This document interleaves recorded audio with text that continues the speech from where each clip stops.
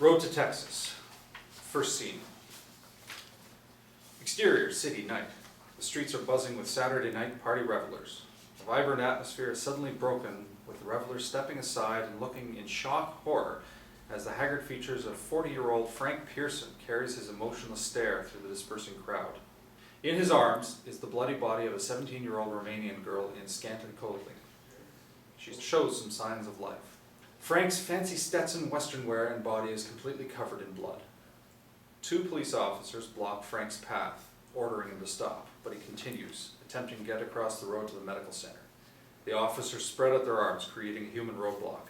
Frank steers himself into a light pole and leans on it. Step aside, federal police. Crowd part for Sidney Lumet, 53, and his team. We've got this. He's one of us. In a daze, Frank just stares at Sidney, then continues to the medical center. Frank, give her to us, Frank. But Frank continues, nearing his destination. He notices the girl's lips moving. He leans in his head close and hears, Sorame de salvar. No. No! Interior Medical Center. The waiting patients panic and move aside as Frank rushes into the emergency room. Sir, you cannot go in there. Frank! On seeing the rest of the entourage following, the receptionist pulls back and watches as Frank places the girl on a trolley bed and attempts resuscitation. A doctor rushes in and quickly assesses the situation.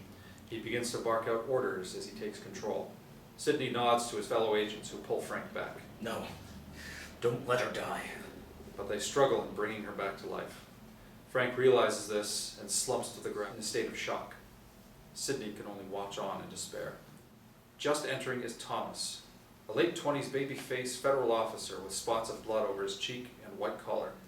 He pants heavily and notices the shell-shocked Frank, who seems to be in a world of grief as he sits on the floor. Thomas then makes eye contact with Sidney, who shakes his head in frustration. Seeing the hopelessness on the doctor's face, Frank leans against the cold tile wall and just stares at the girl's blood-covered hand as it dangles down before him. Blackout. Interior, Diane's bedroom, night. I know it's a cliche, Helen, but it's never too late. A red scarf is placed over a bedside lamp. The only other illuminating light comes from a laptop screen sitting in the center of the bed. Standing in the red-lit, modest conservative bedroom is the youthful features of 45-year-old Diane, dressed in a red silky floral bathrobe. She talks on a cordless phone as, I know, tell me about it. And you can only make yourself happy. Diane checks herself in the dressing table mirror that has a crack down the center of it. Yeah, that's right. I know. Satisfied, she turns away from the mirror as a cell phone on a messy dressing table buzzes away. The screen lights up with the name Sidney. I better get back to my date. No, it's fine. He can wait. My friends always come first. Bye, sweetheart. Take care. She hangs up and looks down to her king-size bed where the laptop awaits her. But the cell phone continues to buzz. She hesitates, and it eventually stops, allowing her to drop her gown and reveal her sexy red silky lingerie. She hits the enter button on the keyboards and, interior, Angel's vehicle, night. Parked in the dark woodlands is a small 2-door vehicle with misty windows, barely seeing the young couple in the back seat getting dressed. A cell phone rings. Angel Pearson, 19, an emo with short dark hair and black clothing, searches for the phone. The hipster, Stuart, 20, tries to zip up his pants as Angel playfully pushes him aside and finds the phone. Hello? Interior, hospital room later. Fade up to a white fluorescent tube light. Under it is a naked Frank on a hospital bed trolley. Investigating officers apply absorbing stick tissues on parts of his body to take blood samples from the skin, while another officer picks out a tiny piece of body part from Frank's hair. But no reaction from Frank as he stares into the pulsating fluorescent tubes. From Frank's blood-covered ear is the sound of muffled voices. Just outside the room is the head doctor and Sidney. No open wounds or internal injuries. At the moment, we can only assess that he is in a deep shock. It must have been a bloodbath in there, Sidney. Sidney ignores the doctor and looks into the room to see the motionless Frank. The investigating officers place individual swab samples into separate bags and collect the rest of their belongings before exiting the room. From Frank's distant gaze, he sees the doctor nodding to the nurses, who enter with buckets of water and bathcloths.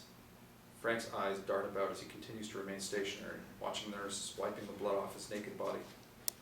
The doctor appears over him, switches on a miniature torch, and blinds Frank's vision.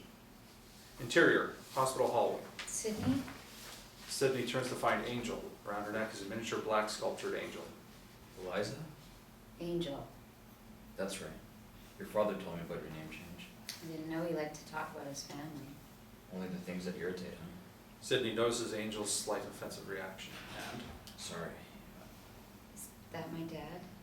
Angel attempts to look around Sidney and into the room, but he closes the door as, interior hospital room, the cloth soaks up the dry blood between Frank's fingers, behind his ears and from the corner of his eyes. Frank's body begins to shake frantically. The doctor holds him down with the help of the nurses. Frank opens his mouth to scream, but nothing escapes as the nurse injects him in the arm.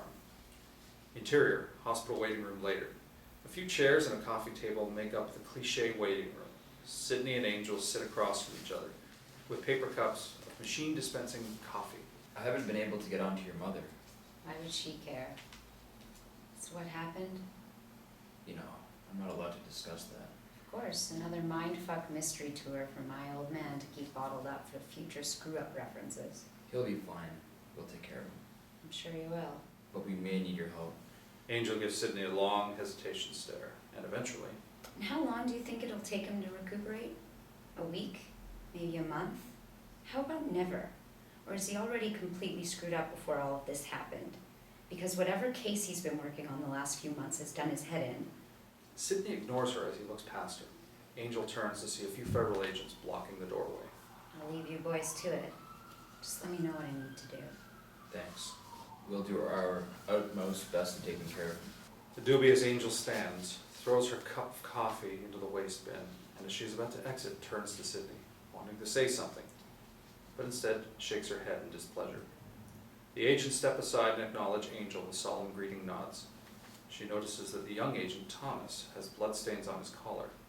Thomas realizes what she's looking at and attempts to cover it as he offers her a half-hearted smile, but she storms past him. Interior hospital corridors. An agent shuts the door to the waiting room as Angel walks by. In her solitude walk, the vast corridors soon become a battleground of chaos as nurses and police are everywhere. It soon gets to her, and tears swell up as she tries to keep it together. But nearing the exit, she breaks into a run and disappears out the doors. Exterior, city skyline day. Image travels over the chaotic and decaying inner city and zooms into a block of units which is on the decline. Angel's down-market two-door vehicle pulls up.